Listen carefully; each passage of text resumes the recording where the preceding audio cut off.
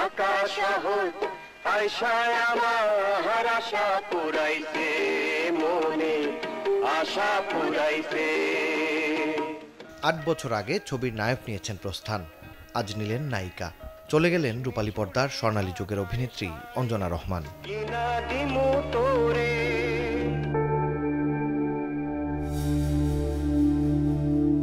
সাদাকালো থেকে রঙিন পর্দা, বাংলা চলচ্চিত্রের অনন্য এই অভিনেত্রী ৫৯-এ ইতি টানলেন জীবনের গল্পের।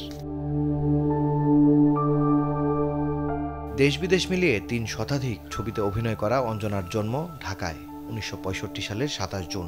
চলচ্চিত্রের নায়িকা হওয়ার আগে পরিচিত হন নৃত্যশিল্পী হিসেবে। নাচের পারদর্শিতায় হাতে উঠেছে ৩টি জাতীয় পুরস্কার। অভাবের সংসারে সুখকে বন্দী করে রেখেছি।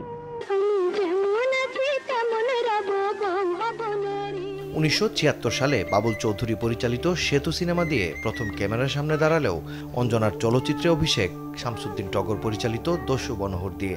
পরের বছর রাজ্জাকের বিপরীতে অভিনয় করেন অশিক্ষিত ছবিতে। এই সিনেমার সাফল্যে দুজন জুটি হয়ে কাজ করেন ৩০টির মতো সিনেমায়।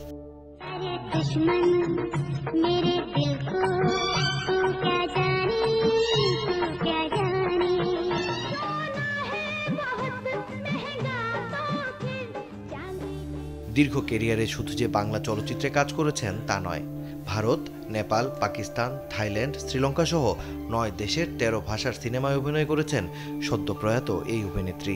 গ্রামীণ পটভূমির গল্পের ছবিতে যেমন কাজ করেছেন, তেমনি করেছেন ফ্যান্টাসি সিনেমায়।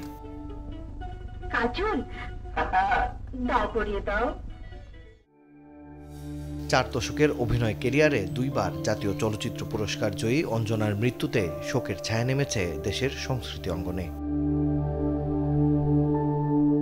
মাকসুদুল হক ইমু, চ্যানেল 24।